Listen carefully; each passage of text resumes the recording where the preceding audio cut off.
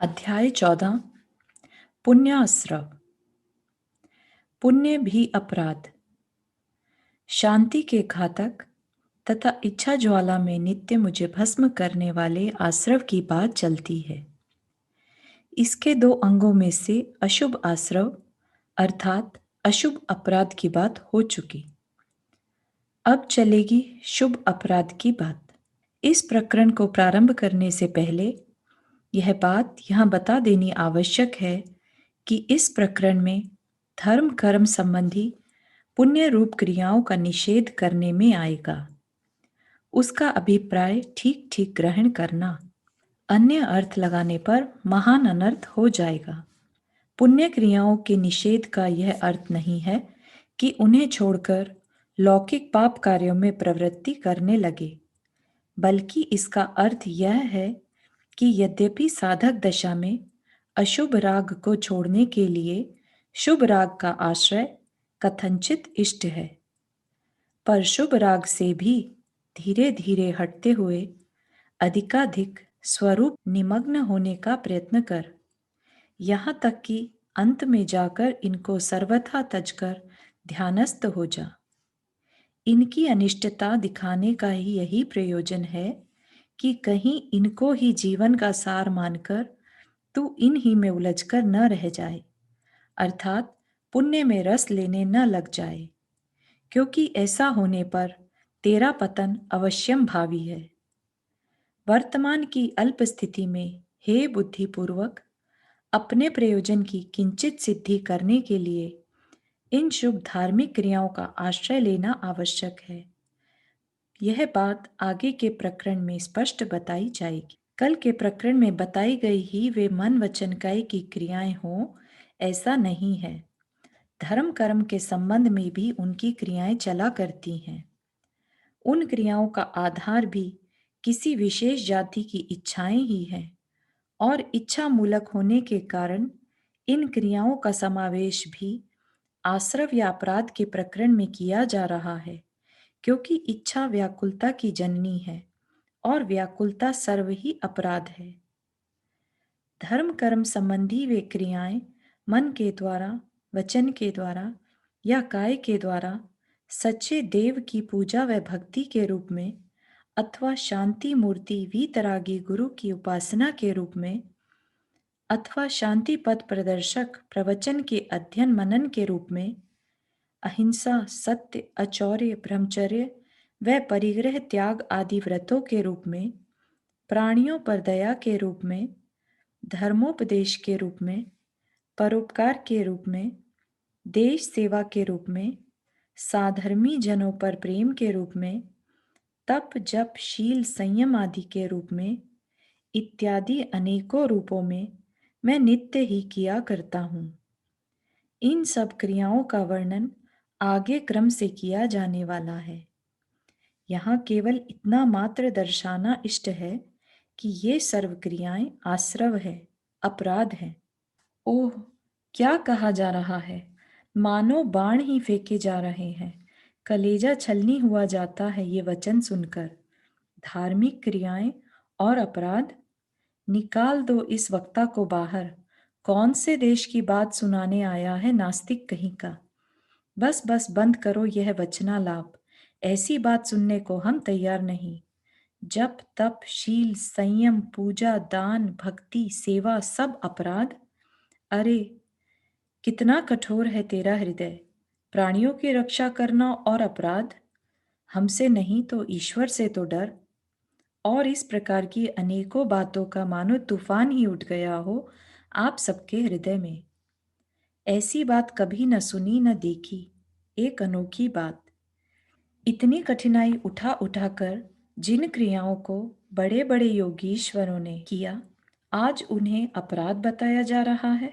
यह कोई नई जाति का धर्म चलाना चाहता है, सबको ही नास्तिक बनाना चाहता है। शांत हो प्रभु, शांत हो।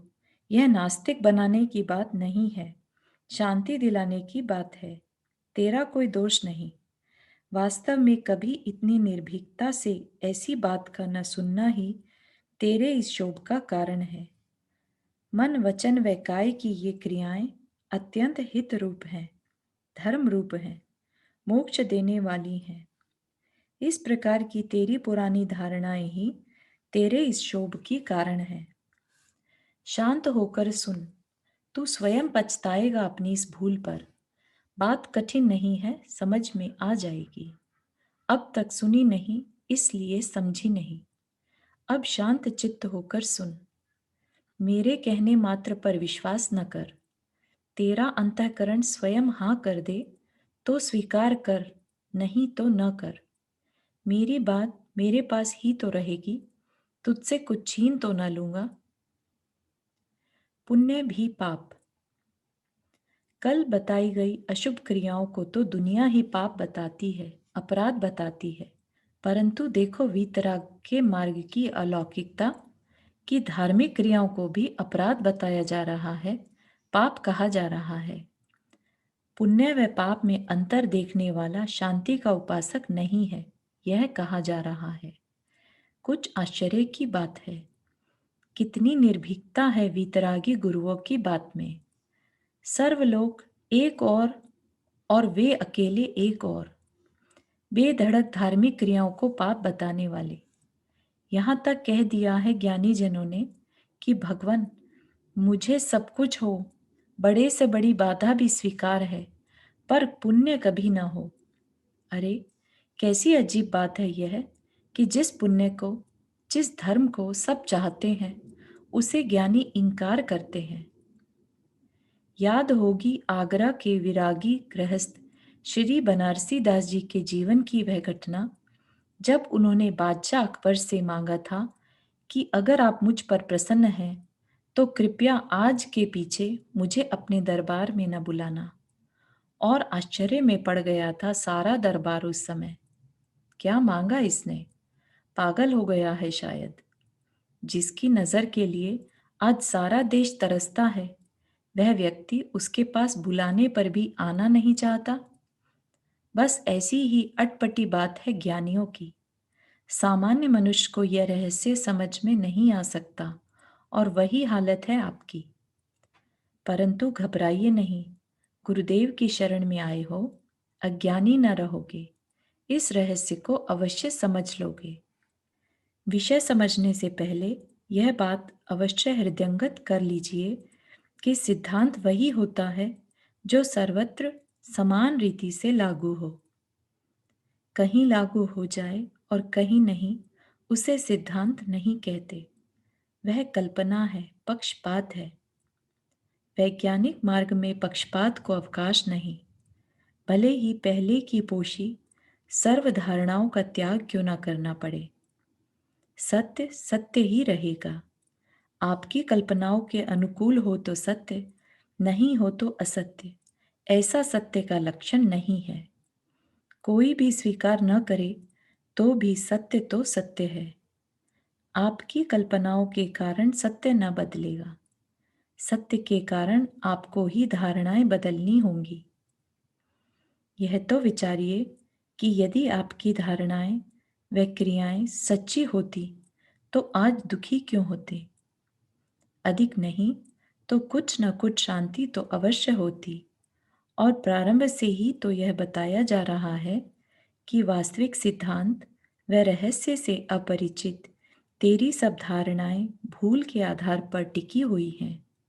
वहां तो सुनकर शोभ नहीं आया था, यहाँ क्यों आ गया? प्रतीत होता है कि अन्य धारणाओं की अपेक्षा इस धारणा की शक्ति सबसे प्रबल है, इसकी पकड़ सबसे मजबूत है। इसलिए ही सर्वशक्ति लगाकर इसे हटाने का प्रयत्न किया जा रहा है। यह बात तेरे हित के लिए है, अहित के लिए नहीं। इच्छा दर्शन। देखिए, पहले तो यह याद कीजिए कि आप क्या प्रयोजन लेकर निकले हैं। शांति। अच्छा, तो अब बताइए कि शांति का क्या लक्षण आपने स्वीकार किया है? निरभिलाषिता या निर्विकल्पता? ठीक। अब यह बताइए कि आप अभिलाषाएं चाहते हैं या उनका निरोध? उनका निरोध। शाबाश। शांति के उपासक के मुंह से इसके अतिरिक्त और निकल भी क्या सकता है? सिद्धांत को तो आप खूब समझे हुए हो, परंतु फिर भी उपरोक्त बाधा क्यों? खैर, धीरे धीरे दूर हो जाएगी। अब यह बताइए कि यदि कुछ इच्छाओं को निकालकर कुछ इच्छाएं बाकी छोड़ दी जाएं तो किसी भी जाति की एक भी इच्छा नहीं रहनी चाहिए। वाह, कितना सुंदर उत्तर है। अनेकों पीड़ाएं पहुंचाकर जब थक गए तो अंग्रेजों ने भी यही प्रश्न पूछा था गांधी से कि कुछ स्वतंत्रता तो ले लो और कुछ हमारे हाथ में रहने दो।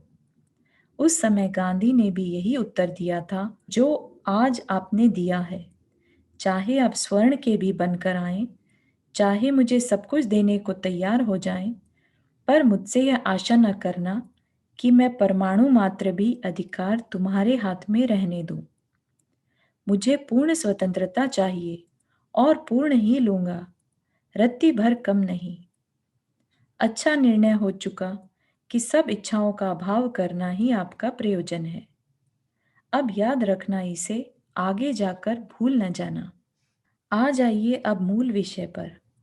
विचारिए कि उपरोक्त धार्मिक क्रियाएं इच्छा के बिना की जाती हैं या इच्छा सहित। देखिए, हमारी आज की कोई भी क्रिया, चाहे पुण्य रूप हो या पाप रूप, चाहे धर्म रूप हो कि अधर्म रूप, बिना इच्छा के नहीं हो रही है।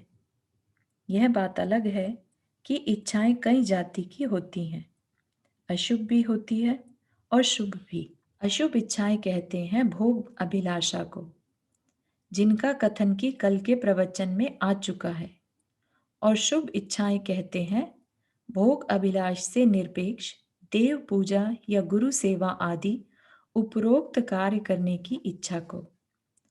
भोग अभिलाष के अभाव के कारण ही इन क्रियाओं को निष्काम कर्म कहते हैं, जिसका कि गीता में कथन आया है। परंतु विचारिए कि क्या भोग अभिलाष का अभाव हो जाने के कारण उन क्रियाओं को निरभिलाष मान ले? यदि इन धार्मिक क्रियाओं को भी करने की अभिलाषा न होती तो बताइए उन क्रियाओं में प्रवृत्ति ही कैसे होती? मेरी हर शुभ या अशुभ क्रिया के पीछे किसी न किसी इच्छा की प्रेरणा अवश्य होती है। अब देखना यह है कि वे इच्छाएं जो इस धर्म क्षेत्र में मेरे अंतरंग में उत्पन्न होकर मुझे वे क्रियाएं करने की प्रेरणा दे रही हैं, कितने प्रकार की हैं। ये सब उपरोक्त क्रियाएं अनेकों प्रकार की इच्छाओं व अभिप्रायों से प्रेरित होकर की जा रही हैं। विचारने से सब स्पष्ट हो जाती है। पहली इच्छा तो अत्यंत स्थूल भोगों की प्राप्ति के प्रति है, जिसके कारण कि उन क्रियाओं का रूप अंतरंग में कुछ ऐसा सा होता है कि इन क्रियाओं को करने से मुझे धर्म होगा। धर्म का फल धन धान्य की प्राप्ति, राज्य संपदा, सुंदर स्त्रियां, आज्ञाकारी पुत्र तथा सेवक आदि ही तो है। इसलिए ये क्रियाएं मुझे इष्ट है। अथवा प्रभु मुझ पर प्रसन्न होकर मुझे उपरोक्त संपदा प्रदान कर देंगे, मुकदमा जिता देंगे, परीक्षा में सफल करा देंगे, शत्रु पर विजय करा देंगे इत्यादि। इस प्रकार की इच्छाएं रखकर पूजा करना, छत्र चढ़ाना, बोलत कबूलत करना आदि अनेकों ऐसी स्थूल क्रियाएं होती हैं जिनमें कि उनके अंतरंग की इच्छाएं स्पष्ट प्रकट हो जाती हैं। दूसरी इच्छा वह है जिसके आधार पर इस भव संबंधी भोगों का तो नहीं, परंतु अगले भव संबंधी भोगों का अभिप्राय अंतरंग में छिपा रहता है। उसका रूप कुछ इस ढंग का है। तिर्यंच व नरक गति तो बड़ी दुखदाई है, वहां तो धर्म कर्म भी होना बड़ा कठिन है। किसी प्रकार देव गति मिले तो अच्छा, या भोग भूमि मिले तो अच्छा। वहां सुख है, सर्व अनुकूल है, कोई चिंता नहीं है, जीवन सुखपूर्वक बीतेगा इत्यादि। इस प्रयोजन की सिद्धि क्योंकि व्रत, उपवास, पूजा, प्रभावना, पात्रदान आदि के द्वारा बताई गई है, अतः ये क्रियाएं मुझे इष्ट हैं। इस अभिप्राय पूर्वक अधिकाधिक भक्ति, तप व दान आदि क्रियाएं करता है। यद्यपि स्थूलतः बाहर में वह अभिप्राय पूर्ववत प्रकट नहीं होने पाता, परंतु बात बात में वह अवश्य प्रकट हो जाता है। इसलिए यह इच्छा भी स्थूल भोगों संबंधी ही है।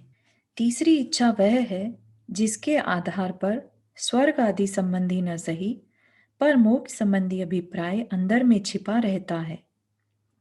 परंतु यह मोक्ष का स्वरूप किसी अन्य प्रकार की कल्पना रूप रहता है। इसका रूप कुछ इस प्रकार का है। देवगति के सुख को तो गुरुजन दुख बताते हैं, अतः ठीक है, मुझे वह सब कुछ नहीं चाहिए। परंतु मोक्ष के लिए तो स्वयं वे भी प्रयत्न कर ही रहे हैं। इन क्रियाओं का फल मोक्ष भी तो है ही। कहा जाता है मोक्ष में अनंत सुख है, सर्व इंद्रों के सुख से भी अनंत गुना। वाह वाह, इससे अच्छी बात क्या। वहां तो खूब मौज में रहूंगा।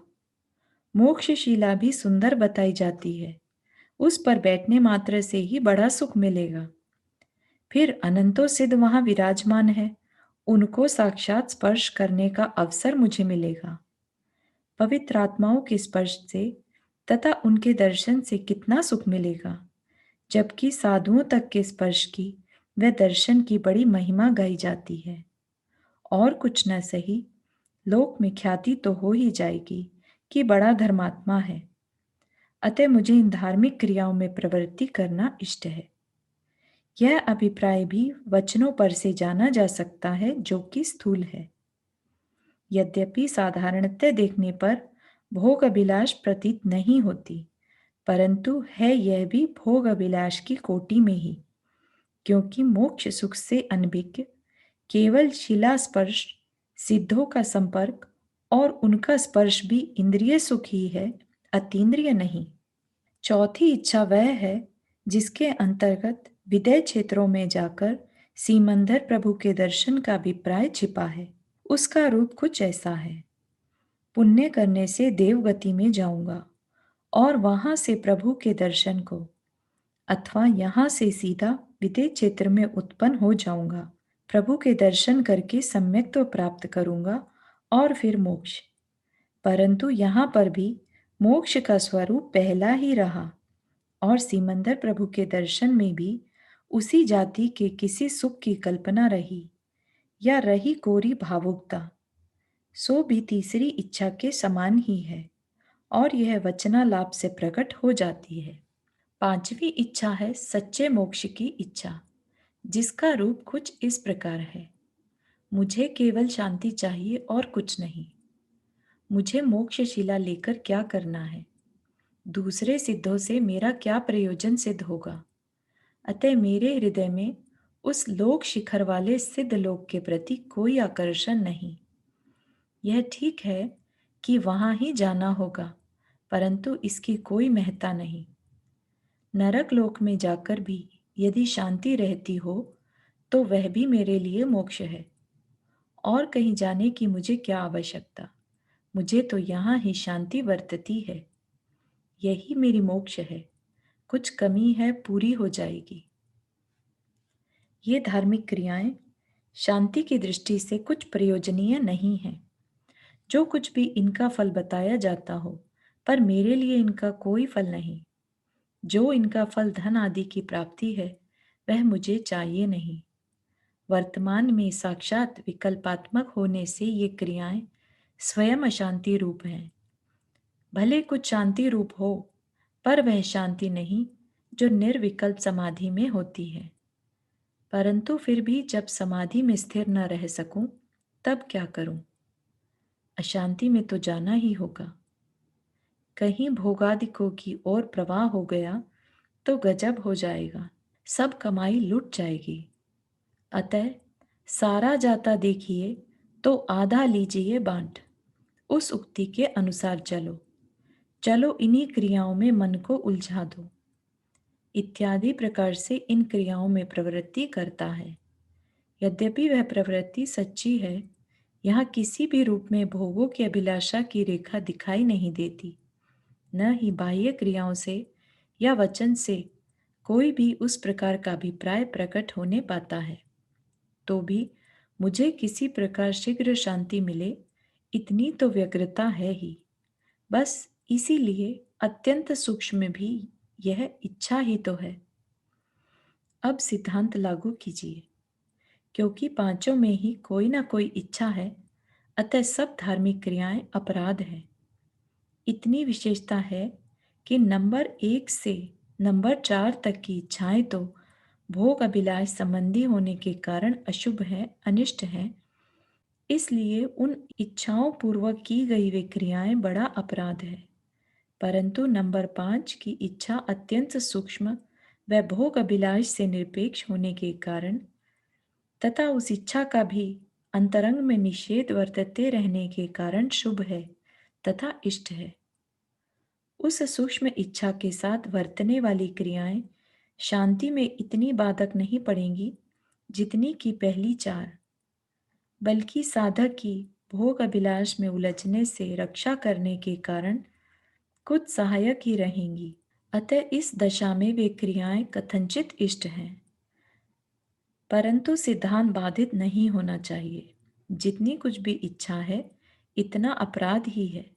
अतः यह पांचवी भी है अपराध ही, आश्रव ही। पुण्य में पाप।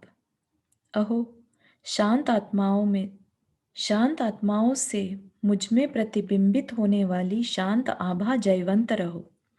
वह शांति जिसने भाव संतप्त मुझ अधम को एक अपूर्व शीतलता प्रदान की, वह शीतल शांति जिसके सामने दाह उत्पादक ये पंचेंद्रिय के भोग चिता तुल्य हैं, वह मधुर शांति जिसके सामने भोगों के सब रस फीके हैं, प्राणी का अंधकार मिटा देने वाली वह द्युतिवंत शांति जिसके सामने भोगों की चमक फीकी है, वह महिमावन शांति जिसके सामने भोगों की महिमा तुच्छ है, वह मूल्यवान शांति जिसके सामने तीन लोक की विभूति का कोई मूल्य नहीं। हे देवी, अपना मुख दिखाया है तो अब छिपा न लेना। मैं तेरे लिए सर्वस्व निछावर कर देने को तैयार हूं।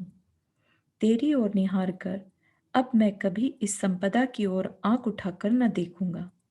हे नाथ, मुझको शक्ति प्रदान कीजिए कि इस आपदाजनक संपदा की ओर इस भव में तो क्या, आगे किसी भव में भी मैं दृष्टि न उठाऊं, सदा इसे ठुकराता चलूं। शांति रानी को पाकर कौन ऐसा है जो इस कुलटक का मुख देखेगा।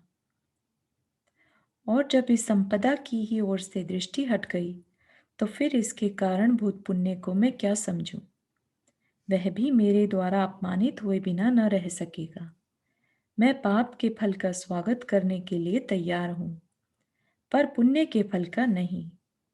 वह पुण्य जो पाप से अधिक भयानक है। पाप तो ऊपर से ही भय दिला देता है, जिससे कि इसके प्रति स्वाभाविक घृणा उत्पन्न हो जाए।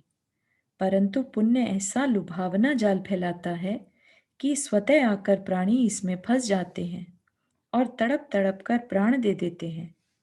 वह पुण्य तीसरे भव में नरक का द्वार दिखलाता है और वर्तमान भव में इच्छाओं की ज्वाला में घी डालता है।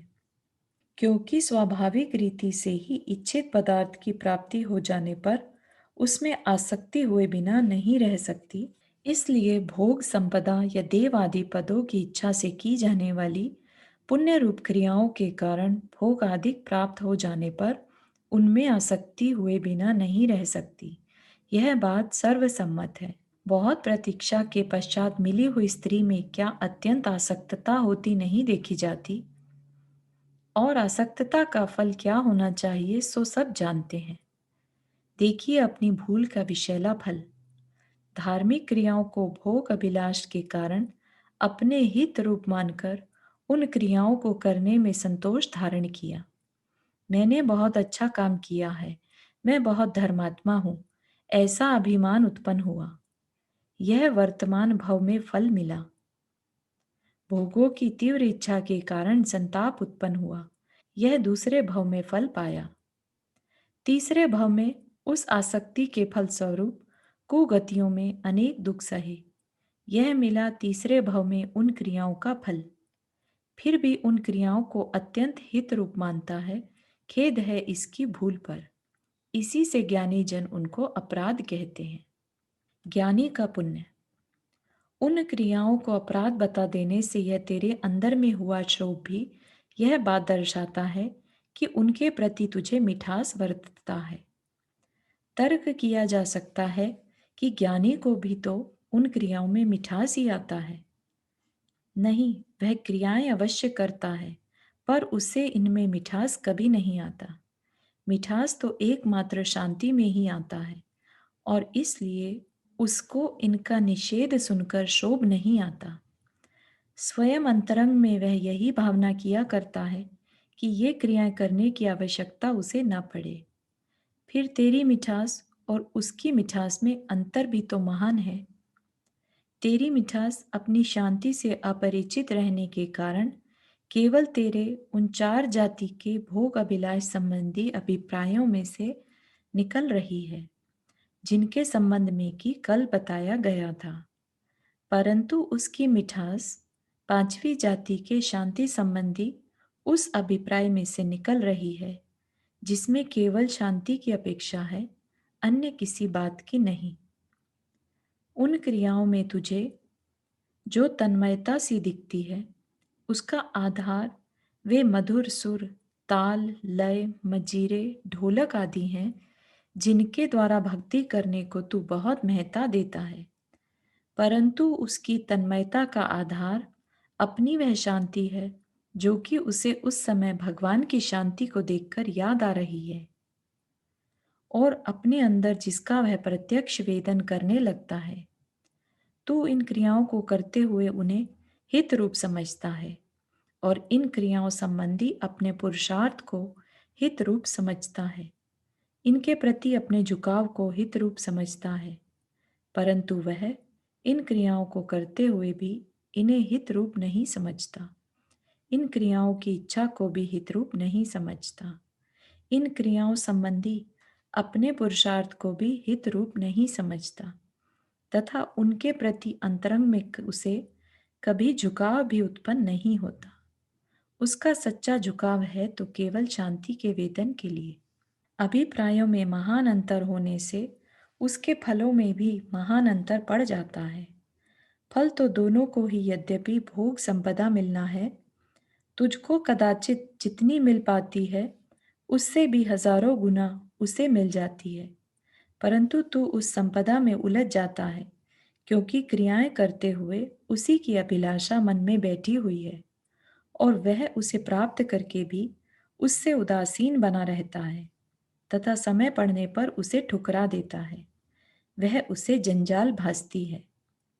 देव गति को तू अच्छा समझता है, और वह उसे 33 सागर की कैद, क्योंकि यह मार्ग में न आती तो वह इतने समय पहले ही अपने प्रयोजन को सिद्ध कर चुका होता। तुझे तीसरे भाव में उसका फल पाप में मिलता है, और उसे सदा पुण्य ही पुण्य में। और इसी कारण तेरी वे क्रियाएं कही जाती हैं पापानुबंधी पुण्य, और उसकी वे ही क्रियाएं कहलाती हैं पुण्यानुबंधी पुण्य। देख, बाहर में क्रियाएं एक होते हुए भी केवल अभिप्रायों के फेर से कितना महान अंतर पड़ गया दोनों में। अपने अंदर में झुककर जरा गौर से देख, वही या उसी जाति के कुछ और अभिप्राय बैठे हुए हैं या नहीं। शांति के प्रति का अभिप्राय तो तुझे हो नहीं सकता, क्योंकि तेरा हृदय स्वयं कह रहा है कि उसका वेदन तुझे अभी हो नहीं पाया है, वह अभी भी उसके लिए तड़प रहा है। अतः भाई, शोभ तजकर अंतर में अभिप्राय को बदलने का कुछ प्रयत्न कर, जिससे कदाचित उन क्रियाओं की सार्थकता हो जाए, और जैसा कि कहा जाता है, परंपरा रूप से शांति पथ में वे कुछ सहायक हो जाएं।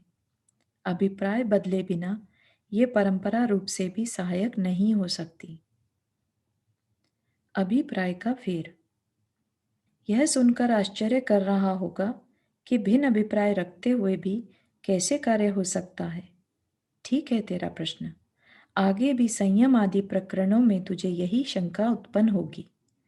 ज्ञानी गृहस्थ की महिमा का बखान किए जाने पर कि वह भोग भोगते भी वैरागी है, तुझे यह शंका हुए बिना न रहेगी। अतः इस शंका के निवारणार्थ ही यहाँ यह सिद्ध करने का प्रयत्न करता हूँ कि ऐसा होना संभव है कि अभिप्राय कुछ और हो तथा क्रिया कुछ और। अभिप्राय में उसका निषेध वर्तते हुए भी बाह्य में वह क्रिया करता हुआ दिखता है। अंतरंग में रस न लेते हुए भी बाहर में कुछ लेता हुआ सा प्रतीत होता है। ले सुन, आगम में भी इस बात का समाधान भरत चक्री संबंधी एक सुंदर दृष्टांत देकर किया गया है। यह प्रश्न किसी व्यक्ति के द्वारा किया जाने पर एक तेल भरा कटोरा उसके हाथ में दिया और आज्ञा दी कि सारे नगर में घूमकर आए, पर वह तेल की एक बूंद भी न गिरने पाए। गिरी तो तत्क्षण सर उड़ा दिया जाएगा। आज्ञा का पालन हुआ। लौट आने पर उस व्यक्ति से पूछा गया कि उसने नगर में क्या देखा। क्या बताता बेचारा, तेल और अपना सर, या तलवार के अतिरिक्त और कुछ दिखाई ही नहीं दिया था उसे। नगर में क्या देखता। बस ज्ञानी को भोग भोगते समय कैसे रस आए, उसे तो दिखाई देता है केवल अपनी शांति का लक्ष्य या वर्तमान में उपलब्ध किंचित शांति के वेदन में बाधा पड़ने की संभावना। दूसरा आगम का दृष्टांत है अर्जुन का। कौवे के नेत्र बींधने को धनुष बाण चढ़ाए अर्जुन खड़ा है। गुरु पूछते हैं कि क्या दिखाई देता है। जवाब मिला कि कौवे का एक नेत्र, और वह भी उस समय जबकि वह पुतली में आता है, इसके अतिरिक्त और कुछ नहीं। वहां उस कौवे को इतना बड़ा शरीर विद्यमान होते हुए भी उसे दिखाई कैसे देता। उसके लक्ष्य में तो था केवल एक नेत्र। इसी प्रकार पुण्य क्रियाओं में ज्ञानी को मिठास क्यों आवे। उसे तो वर्तमान में या भविष्य में दिखाई देती है केवल एक शांति। लक्ष्य लगा है केवल उसी पर। यह है लक्ष्य बिंदु या अभिप्राय की महिमा। इनके अतिरिक्त सुनिए एक लौकिक उदाहरण। कल्पना करो, आप किसी मुकदमे में उलझ गए। अपनी रक्षा के लिए कुछ सामान व रुपया लेकर मजिस्ट्रेट के घर गए और बड़े प्रेम से वह सामान घूस के रूप में भेंट किया। बोले बच्चों के लिए है। उसके बच्चों के प्रति प्रेम भी बहुत दिखाया। उन्हें खिलाता, बाजार ले जाता, जो कुछ उन्हें चाहता लाकर देता। बच्चों की माँ भी समझती कि उसे बड़ा मोह पड़ गया है बच्चों से, और पिता भी समझता कि उसे प्रेम है हमारे कुटुंब से। परंतु आप जानो कि कैसा प्रेम है आपको। मुकदमा जीता कि सब प्रेम हवा में उड़ा। बस ज्ञानी को पता है कि कैसी रुचि है उसे इन धार्मिक क्रियाओं के प्रति। शांति मिली कि सब रुचि भागी। वर्तमान की यह झूठी रुचि दिखावटी है। अशुभ बातों में विकल्प न चला जाए, केवल इस भय के कारण है। उससे विपरीत तेरी रुचि है उन बच्चों के साथ माता के प्रेमवत हित बुद्धि रखकर। और भी उदाहरण हैं जिससे संभवतः अभिप्राय की अत्यंत सूक्ष्मता का स्पर्श किया जा सके। कल्पना कीजिए कि आपकी आयु 60 वर्ष की हो चुकी है और संतान नहीं हुई। स्त्री ने बहुत इलाज कराए पर निराश रही। निराश होकर अपने भाई का कोई बच्चा रख लिया अपने पास। खूब प्रेम करते थे इस अभिप्राय से कि 2-3 वर्ष में परच जाएगा तब गोद ले लेंगे। एक दिन गांव जाते जाते मार्ग में सौभाग्यवश वृक्ष के नीचे बैठे दिखाई दिए एक अवधि ज्ञानी दिगंबर साधु। भक्ति उमड़ी, नमस्कार किया और कह डाली अपने मन की व्यथा। उत्तर मिला कि जाओ, 1 वर्ष पश्चात पुत्र होगा। संतोष हुआ तथा अतीव प्रसन्नता भी। घर आकर स्त्री से बताया, पर बेचारी बिल्कुल निराश हो चुकी थी। कैसे विश्वास करती। ऊपर से हाँ हूं कर दी, पर भीतर से यही आवाज आती रही कि अरे, क्या रखा है बच्चा होने को। स्वामी को तो साधु की भक्तिवश ऐसा ही विश्वास हो गया है, बच्चा होना असंभव है।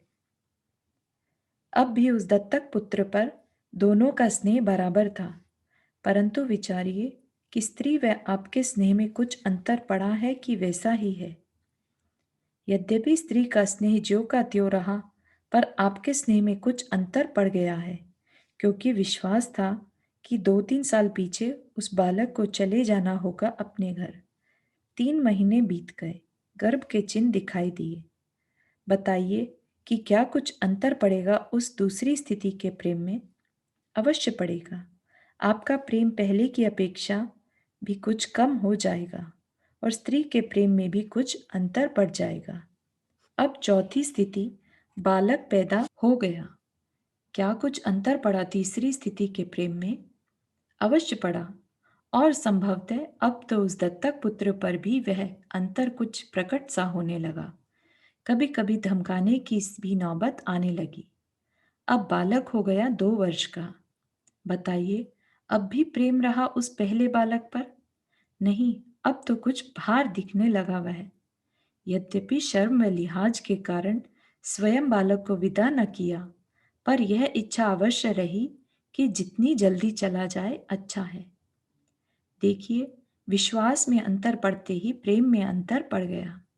पहली स्थितियों में वह अंतर सूक्ष्म रहा, बाहर प्रकट नहीं होने पाया, और आगे की स्थितियों में उत्तरोत्तर स्थूल होता गया तथा अब बाहर भी उसके चिन्ह दिखाई देने लगे।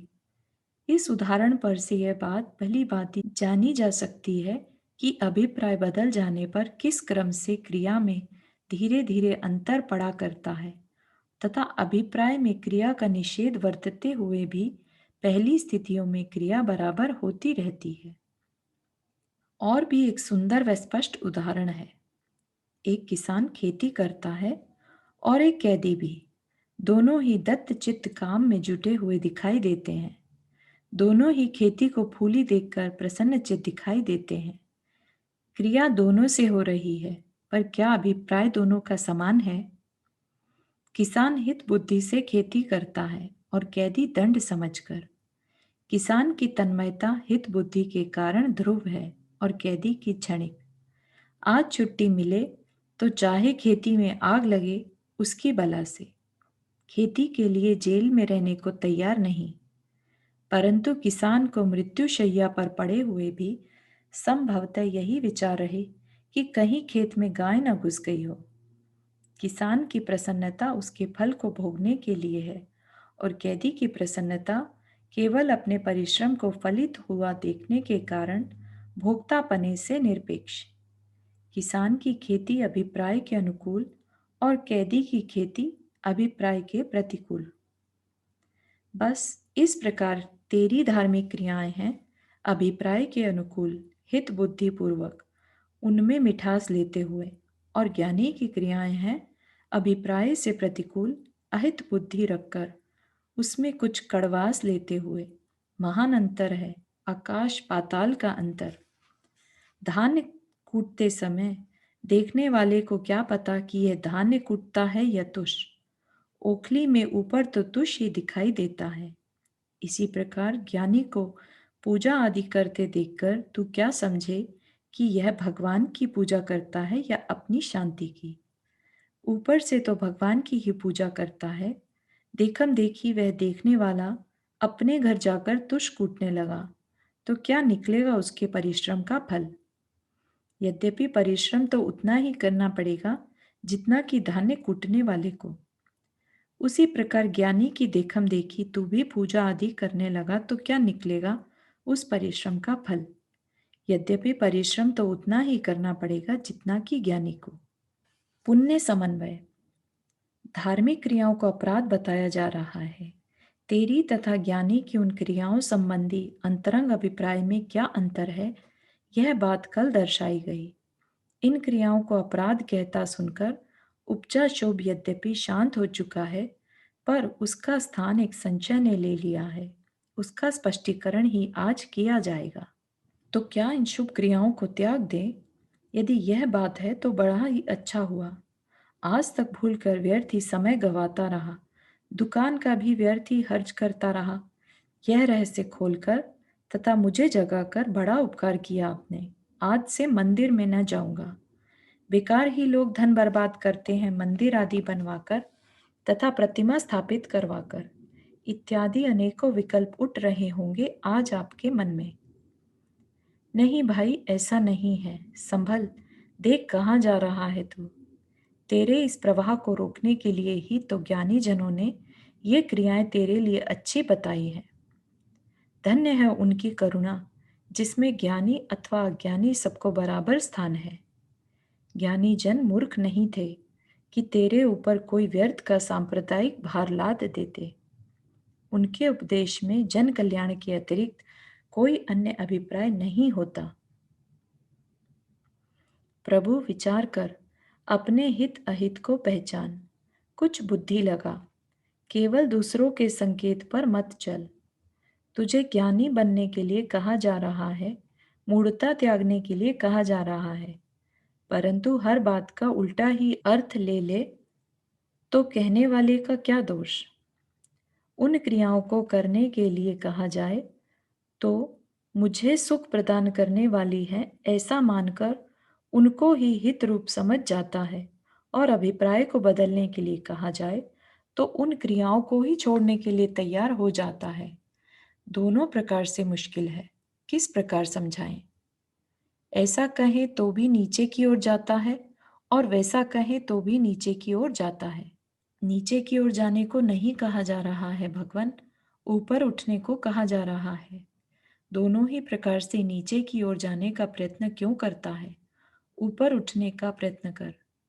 जरा विचार तो सही कि इन क्रियाओं को छोड़कर यह समय तू किस कार्य में बिताएगा। यदि दुकान आदि के धंधों में, तो लाभ क्या हुआ? कुछ हानि ही हुई, पुण्य की बजाय पाप ही हुआ। धर्म अर्थात शांति तो न हुई। पाप में धकेलने के लिए तो अपराध नहीं बताया जा रहा है, इन क्रियाओं को धर्म में ले जाने के लिए बताया जा रहा है, जिससे कि तेरी दृष्टि पाप व पुण्य से अतीत उस तीसरी बात पर जा सके जो कि तेरे लिए साक्षात हितकारी है, जिसे तू आज तक भूला हुआ है। दुकान आदि के धंधे में न जाकर यदि शांति में स्थिति पाने संबंधी पुरुषार्थ करना इष्ट है इस समय में, तो इससे अच्छी बात ही क्या है। अवश्य इन क्रियाओं को त्याग दे, शीघ्र त्याग दे, और शांति का वेदन करने में निश्चलता धार। मनोविज्ञान देख सिद्धांत घटित करते हैं। पहली बात तो यह है कि कोई भी समय ऐसा नहीं कि तू बिना कुछ काम किए रह रहा हो। दुकान का काम, कहीं जाने का काम, कुछ उठाने धरने का काम इत्यादि अनेकों कार्यों के अतिरिक्त यदि खाली भी बैठा है तो भी कुछ न कुछ विचारने का काम तो हर समय किया ही करता है। और किसी काम से फुर्सत मिल जाए तो मिल जाए, पर विचारधाराओं से अवकाश पाना कठिन है। मन वह राक्षस है जो हर समय तुझसे काम मांगता है। इसे काम में लगा दे तो लगा दे, नहीं तो वह स्वयं तुझे अपने काम में लगा लेगा। हातिम ताई एक पिक्चर आई थी, उसमें था यह सीन। मंत्रों द्वारा अपने कार्य की सिद्धि से अर्थवश किया गया एक राक्षस अपने स्वामी से कहता है कि काम दे, नहीं तो मैं तुझे खा जाऊंगा। यह काम बताया, वह काम बताया, आखिर कब तक। इतने काम थे ही कहाँ कि एक समय के लिए भी खाली न रहने पाए। वह विचारा कि यह तो अच्छी बला मोल ले ली, अच्छाई के लिए सिद्ध किया था इसे, परंतु गले ही पड़ गया। वह अब छोड़े भी तो नहीं छूटता। विचार विचार कर एक उपाय सूझा। ठीक है, आओ काम बताता हूँ। एक जीना बनाओ, ऊपर चढ़ो और उतरो। वह टूट जाए तो उससे बनाओ, फिर चढ़ो और उतरो। बराबर इसी भांति करते रहो जब तक कि मैं तुम्हें न बुलाऊं। अब तो वह राक्षस पना हवा हो गया। वह खाली न रहने पाया और स्वामी भय से मुक्त हो गया। इसी प्रकार तू भगवान आत्मा, मन तेरा सेवक, परंतु एक ऐसा सेवक जो हर समय काम मांगता है, एक क्षण को भी खाली नहीं रह सकता। कार्य न दे तो विकल्प जाल में उलझाकर ऐसा धक्का दे तुझे कि धरातल पर आकर तड़पने लगे। भाई, इस राक्षस को किसी न किसी काम में उलझाए रखना ही श्रेय है, भले ही वह कार्य निष्प्रयोजन क्यों न हो। चतुर्विध क्रिया। अब यह देखना है कि वे काम कितनी जाति के होने संभव हैं जिनमें कि मन को उलझाया जा सके। कुल क्रियाओं को शांति पथ की दृष्टि से तीन कोटियों में विभाजित किया जा सकता है। एक अशुभ आश्रव के अंतर्गत बताई गई भोग अभिलाषा सहित तथा भोगों में रमणता रूप अशुभ क्रिया। दूसरी शुभ आश्रव के अंतर्गत बताई गई दो जाति की शुभ क्रियाएं, एक भोग अभिलाष सहित और दूसरी इससे निरपेक्ष केवल शांति की अभिलाषा सहित। तीसरी है साक्षात शांति के वेदन के साथ तन्मयता रूप शुद्ध क्रिया। शुभ क्रिया के दो भेद हो जाने से कुल क्रियाएं चार प्रकार की हो जाती हैं। पहली क्रिया को अशुभ या पाप कहते हैं। शुभ के प्रथम भेद रूप दूसरी क्रिया को पापानुबंधी पुण्य रूप शुभ क्रिया कहते हैं। शुभ के द्वितीय भेद रूप तीसरी क्रिया को पुण्यानुबंधी शुभ क्रिया कहते हैं और चौथी क्रिया शुद्ध क्रिया कहलाती है। इन चार क्रियाओं में से एक समय में एक ही क्रिया की जानी शक्य है, दो नहीं। अर्थात मन में एक समय में एक क्रिया संबंधी ही विचार उठ सकते हैं, दो क्रिया संबंधी नहीं। ऐसा हो सकना संभव है कि वचन व काय किसी दूसरी क्रिया को करते हों और मन किसी दूसरी क्रिया को। जैसा कि प्रतिदिन अनुभव करते हैं, काय या वचन से तो भगवान की पूजा आदि कार्य करते हैं और मन बाजार में घूमता है, परंतु यह नहीं हो सकता कि मन ही भगवान की पूजा संबंधी विचार कर रहा हो और उसी समय बाजार में भी घूमता हो। जैसे कि ध्यान पूर्वक यह प्रवचन सुनते हुए आपको क्लॉक की टन टन सुनाई नहीं देती। आपकी चंचलता के कारण यह बड़ी द्रुत गति से गमन कर सकता है। अभी गृह संबंधी विचार कर रहा है तो अगले ही क्षण मोक्ष व शांति संबंधी। इन दो विचारों के बीच का अंतराल कभी अधिक भी हो जाता है और कभी कम भी। अधिक अंतराल होने पर तो हमें यह जान पड़ता है कि एक समय में एक ही कार्य हुआ और दूसरा कार्य कुछ देर पश्चात दूसरे समय में हुआ। परंतु अल्प अंतराल होने पर हमें ऐसा लगने लगता है कि काम युगपत हो रहे हैं। जैसे कि यह प्रवचन सुनते हुए भी इस क्लॉक की टन-टन आप कदाचित सुन लेते हो। यद्यपि मन, वचन व काय इन तीनों की क्रियाओं में स्वतंत्रता देखने को मिलती है, परंतु ये सब क्रियाएं बुद्धिपूर्वक नहीं हुआ करती, स्वतः चला करती हैं। बुद्धिपूर्वक की मन, वचन व काय की क्रियाओं में भेद नहीं हुआ करता। मन से बुद्धिपूर्वक विचारा जाना, उसी दिशा में शरीर में गमन किया जाना, उसी के मकान पर जाकर रुक जाना, उसी व्यक्ति विशेष से वही बातें की जाना। इसी प्रकार मन की विचारणाओं के ऊपर भी शरीर व वचन की क्रियाओं का प्रभाव बराबर पड़ा करता है। क्रिया ठीक चल रही है या नहीं, यह देखने को मन स्वतः लौटा करता है। मन, वचन व काय इन तीनों की उपरोक्त प्रवृत्तियों से सब परिचित है। केवल विश्लेषण न कर पाने के कारण हमें उनके क्रम का पता नहीं चलता। मन को हर समय कुछ न कुछ विचारने को चाहिए, यह खाली नहीं रह सकता। मन एक समय में एक ही विचार कर सकता है। बुद्धिपूर्वक की गई शरीर व वचन की क्रियाओं से मन भी उसी ओर आकर्षित हो जाता है। इस सिद्धांत पर से यह स्पष्ट हो गया कि मन को किसी एक क्रिया विशेष में जुटा देने पर वह उस समय दूसरी क्रिया न कर सकेगा और शरीर व वचन की सहायता से उसको कुछ देर कदाचित वहां ही अटकाए रखा जा सकता है। अब यह विचारना है कि कौन सी क्रिया में जुटाना अधिक श्रेयस्कर है। हमारे पास चार क्रियाएं हैं: पाप, पापानुबंधी पुण्य, पुण्यानुबंधी पुण्य तथा शुद्ध क्रिया। इन चारों में कौन क्रिया हित रूप है और कौन क्रिया अहित रूप, इसका तोल हमें शांति की तुला से करना है। जिसमें सर्वथा अशांति है वह सर्वथा हे है, जिसमें अधिक अशांति है वह अधिक हे है, जिसमें कुछ शांति है वह कुछ उपादेय है तथा जिसमें सर्वथा शांति है वह सर्वथा उपादेय है। उपरोक्त चारों क्रियाओं का तोल करने से इसमें तो कोई संशय है ही नहीं कि पहली पाप और चौथी शुद्ध क्रिया, इन दोनों में पहली अत्यंत हे है और चौथी अत्यंत उपादेय। विचारना तो दूसरी व तीसरी क्रिया के संबंध में है कि उन्हें हे माने या उपादेय।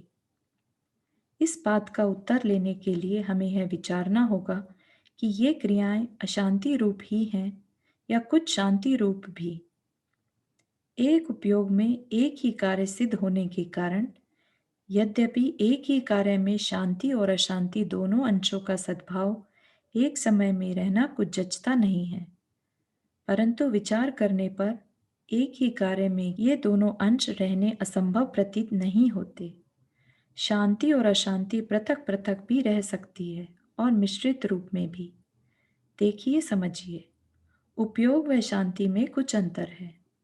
उपयोग केवल जानने का नाम है और शांति है स्वाद का नाम। उपयोग ज्ञान है और शांति ज्ञेय। उपयोग प्रकाशक है और शांति प्रकाश। ज्ञान में भले क्रम रहे, पर ज्ञेय में क्रम रहने की आवश्यकता नहीं। यदि दो या अधिक ज्ञेय मिलकर एक में खो जाएं, तो एक ही समय में क्या ज्ञान उसे जान न लेगा? जैसा कि अनेक पुद्गलों के पिंड रूप स्कंद को या जीव पुद्गल मिश्रित मनुष्य को जानने में क्या आगे पीछे जानने की आवश्यकता पड़ती है?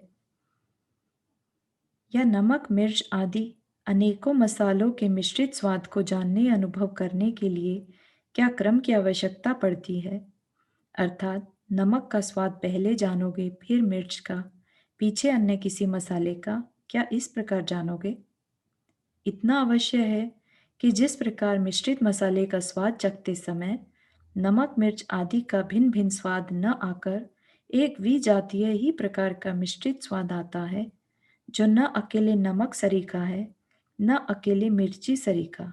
इसी प्रकार शांति का स्वाद लेते लेते भी शांति तथा अशांति का भिन्न भिन्न स्वाद न आकर शांति अशांति मिश्रित कोई विजातीय ही स्वाद आता है, जो न अकेला शांति रूप है और न अकेला अशांति रूप, बल्कि इनके मध्यवर्ती किसी तीसरी ही जाति रूप है, जिसका निर्णय मिश्रण में पड़े शांति व अशांति के अंशों पर से किया जा सकता है। शांति का अंश अधिक रहने पर कुछ शांति की ओर झुका हुआ और अशांति का अंश अधिक रहने पर कुछ अशांति की ओर झुका हुआ स्वाद आता है। फलितार्थ निकला यह कि पाप क्रिया तीव्र अशांति रूप है, क्योंकि वहां भोग अभिलाषा के साथ साथ भोगने की व्यग्रता का स्पष्ट वेदन हो रहा है। दूसरी क्रिया सर्वथा मंद अशांति रूप है, क्योंकि वहां भोग अभिलाष संबंधी ही राग द्वेष है, भोगने संबंधी व्यग्रता नहीं। तीसरी क्रिया शांति अशांति के मिश्रण रूप है, क्योंकि वहां भोग अभिलाष का अभाव है और उसके भोगने की व्यग्रता का भी। जितने अंश में क्रिया करने के प्रति व्यग्रता है उतनी अशांति है, और जितने अंश में वीतरागता है उतने अंश में शांति। चौथी क्रिया सर्वथा शांति रूप है। इस पर से इन चारों की हे उपादेयता का निर्णय करना बड़ा सहज हो जाता है। पहली पाप क्रिया अशांति के कारण सर्वथा हे है। दूसरी क्रिया अशांति के कारण यद्यपि हे है, पर पहली की अपेक्षा मंद अशांति होने के कारण कथनचित उपादेय भी है। तीसरी क्रिया यद्यपि क्रिया रूप न होकर भाव रूप है, शांति का अंश रहने के कारण उपादेय है, परंतु चौथी क्रिया की अपेक्षा अशांति का अंश रहने के कारण हे है। चौथी क्रिया पूर्ण शांति रूप होने के कारण पूर्ण उपादेय है। यह चौथी क्रिया वास्तव में आश्रव रूप नहीं है, अपराध रूप किसी तरह भी नहीं है। यह संवर रूप तथा निर्जरा रूप है, अर्थात ज्ञान धारा में रंगी सर्व क्रियाएं उपादेय हैं और कर्म धारा में रंगी सर्व क्रियाएं हे हैं। आंशिक ज्ञान धारा में रंगी क्रियाएं प्रथम भूमिका में अभ्यास करने के अर्थ प्रयोजनवान है। इस सारे प्रकरण में पाप के अतिरिक्त दोनों शुभ क्रियाओं को सर्वथा तथा कथनचित अपराध रूप बताया गया था, सो सिद्ध कर दिया गया। परंतु इसका तात्पर्य उन शुभ क्रियाओं का जीवन में से सर्वथा निषेध करना नहीं है, बल्कि अभिप्राय बदलना है। उन क्रियाओं में जो बहुत अच्छी हैं, हित रूप हैं, ऐसा मिठास बरतता है, उसे छुड़ाने का तात्पर्य है। ऐसा अभिप्राय सर्वथा हे ही है, परंतु अभिप्राय के हे हो जाने पर क्रियाएं एकदम छोड़ दी जाएं, ऐसा नहीं हुआ करता, जैसा कि पहले दृष्टांत द्वारा समझा दिया गया है। अब प्रश्न होता है यह कि अभिप्राय बदल जाने के पश्चात क्रिया कौन सी करें, क्योंकि कुछ करना तो पड़ेगा ही, निष्क्रिय तो रह नहीं सकता। इस प्रश्न का उत्तर लेने के लिए हमें उपरोक्त चारों क्रियाओं में से छांट करनी है, परंतु जिसमें चारों प्रकार की क्रिया करने की शक्ति न हो, वह कितनी में से छांट करेगा? उतनी में से ही तो करेगा जितनी की वह कर सकता है। ज्ञानी जीव जिन्होंने कुछ भी शांति का वेदन कर लिया है, वे तो चारों क्रियाएं कर सकते हैं और इसलिए उन्हें तो चारों में से छांट करनी है। परंतु वे व्यक्ति जिन्होंने कुछ भी शांति का परिचय प्राप्त नहीं किया, केवल पहली दो क्रियाएं ही कर सकते हैं। अगली दो उनके पास है ही नहीं, क्या करें? यद्यपि अभिप्राय में भी भोग अभिलाष जाती रही है, परंतु शांति के वेदन रहित होने से इनका समावेश तीसरी क्रिया में नहीं किया जा सकता। इसलिए उन्हें केवल पहली दो क्रियाओं में से ही छांट करनी है। विषय स्पष्ट हो गया। ज्ञानी व्यक्ति तो चौथी क्रिया करने का ही भरसक प्रयत्न करेगा, परंतु अल्प भूमिका में शक्ति की हीनतावश वहां अधिक समय न टिका रह सके तो शेष समय तीसरी क्रिया में बिताने का प्रयत्न करेगा। दूसरी क्रिया उससे होगी ही नहीं, क्योंकि शुभ क्रियाओं में उसकी प्रवृत्ति तीसरी कोटि में चली जाएगी। गृहस्थ दशा में करने का अभिप्राय न होते हुए भी पूर्व संस्कारवश यदि कदाचित पहली क्रिया हुई भी तो उसके प्रति अपना बहुत अधिक निंदन ग्रहण करेगा। परंतु अज्ञानी जीव अभिप्राय बदल जाने पर और शांति की जिज्ञासा जागृत हो जाने पर दूसरी क्रिया को करने तथा तीसरी क्रिया की कोटि में प्रवेश पाने का भी भरसक प्रयत्न करेगा। पहली क्रिया करने का स्वयं प्रयत्न नहीं करेगा, परंतु यदि संस्कारवश हो ही गई तो उसके लिए अपनी निंदा करेगा। शास्त्र से उधार ली हुई शुद्धोहम, प्रबुद्धोहम, निरंजनोहम अथवा ब्रह्मस्मि की रट लगाने से तो वह तू बन नहीं जाएगा, क्रम पूर्वक अभ्यास करने से ही बनेगा। प्रथम क्रिया के सोपान को छोड़कर द्वितीय क्रिया के सोपान पर, उस पर पांव जमने के उपरांत उसे छोड़कर तीसरे सोपान पर और इसमें भी अभ्यस्त हो जाने पर चतुर्थ सोपान पर चढ़ते जाना ही वह क्रम है। बताइए, अब कहाँ रहा विरोध को अवकाश? परंतु अपराध रूप तो वे क्रियाएं रही ही रही। सिद्धांत तीन काल में भी बाधित नहीं हो सकता।